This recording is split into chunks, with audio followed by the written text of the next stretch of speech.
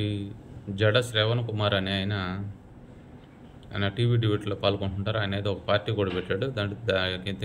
దళితుడు అనుకుంటా ఆయన పవన్ కళ్యాణ్ గారి గురించి మాట్లాడుతూ, మీ అన్నగారిని రామ్ చరణ్ గారిని మీ కుటుంబాన్ని అందరిని ఆంధ్రాకి తీసుకురండి, ఆంధ్రాలో ఆదాయం పొందుతా హైదరాబాద్లో ట్యాక్స్ కడుతున్నారు అని చెప్తున్నాడు. చెన్నై నుంచి రాష్ట్రం విడిపోయేటప్పుడు చెప్పుండాల్సింది శ్రవణ్ కుమార్ గారు, మీరు హైదరాబాద్ కాదు ఆంధ్రాలో మన విజయవాడలో పెట్టండి రాజధాని.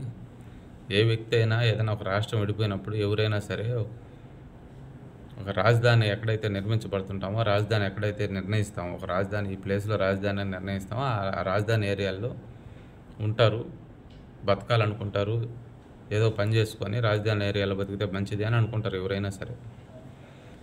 అప్పుడు రాష్ట్రం విడిపోయినప్పుడు అక్కడ మనకు రాజధాని హైదరాబాద్ అయితే బాగుంటుందని అందరు పెద్దలు నిర్ణయించుకున్నారు. కాబట్టి అక్కడ సినిమా ఇండస్ట్రీకి అక్కడ కొన్ని స్థలాలు ఇచ్చారు, ఫ్యాక్టరీ స్టూడియోస్ కట్టుకోమని చెప్పి. ఆయన సినిమా ఇండస్ట్రీకి సంబంధించిన ఆయన కాబట్టి అక్కడ స్థలం కొనుక్కొని అక్కడ ఇల్లు కట్టుకొని అక్కడ ఉండిపోయాడు.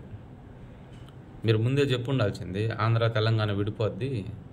మీరు పాపం జ్యోతిష్యం చెప్పుంటే పోయిండేది కదా అప్పుడు. చెన్నై నుంచి విడిపోయినప్పుడు విజయవాడలో పెట్టండి రాజధాని, తెలంగాణలో వద్దని చెప్పుండాల్సింది కదా. అంత పెద్ద మేధావి, అపర మేధావి కదా మీరు. మీ బంధువులు కూడా ఎక్కడెక్కడ హైదరాబాద్లో లేకపోతే ఇతర దేశాల్లోనే ఎక్కడో జాబులు చేసుకొని బతుకుతూ ఉంటారు కదా, వాళ్ళందరినీ పిలిపించండి ముందేటకి. ఇంకోటి, ప్రజల సొమ్మంతా తింటున్నారు నాగబాబు గారు, పవన్ కళ్యాణ్ గారు అన్నారు మీరు. ఆయన 1000 కోట్లు తెచ్చి దారాదత్తం చేస్తున్నాడు. ఆయన రెక్కల కష్టాన్ని సినిమాల్లో నటించి ఆ సొమ్ము తెచ్చి ప్రజలకి దారాదత్తం చేస్తున్నాడు.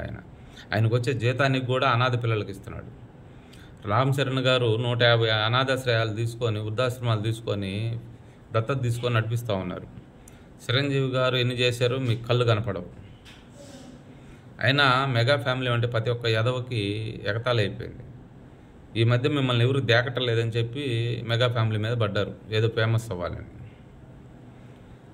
ఏదైనా రాజకీయంగా మీకు ఇబ్బందిగా ఉంటే, మీ సొమ్ము ఏదో తింటున్నారంటే ఇక మేము వైసీపీ వాళ్ళు మాట్లాడినట్టు మాట్లాడలేము. కానీ బూతులు అదేమంటే మీరు దళిత కార్డు ఒకటి పట్టుకొని తిరుగుతుంటారు. మీకు అలాంటిది ఏదైనా ఉంటే రాజకీయంగా మాట్లాడండి, అంతేగాని ఫ్యామిలీతో ఏం పని మీకు. మీ ఫ్యామిలీ గురించి మాట్లాడితే మీకు ఎలా ఉంటుంది? ఫ్యామిలీ ఇమీడియట్గా ఆంధ్రాకి రావాలంట, విజయవాడలో పెట్టాలంట ఈయన చెప్తున్నాడు. నువ్వు ఎవడో చెప్పడానికి? వాళ్ళు ఎక్కడ బతకాలో వాళ్ళకి తెలీదా? నువ్వు చెప్తే వాళ్ళు బతకాలా? ఏ రోజన్నా ఒక పిల్లకి భిక్షం పెట్టినట్టు చూపించు నువ్వు ఏడన్నా బయట. నువ్వు 10 మందికి సహాయం చేసే వాళ్ళని మాట్లాడతావా నువ్వు?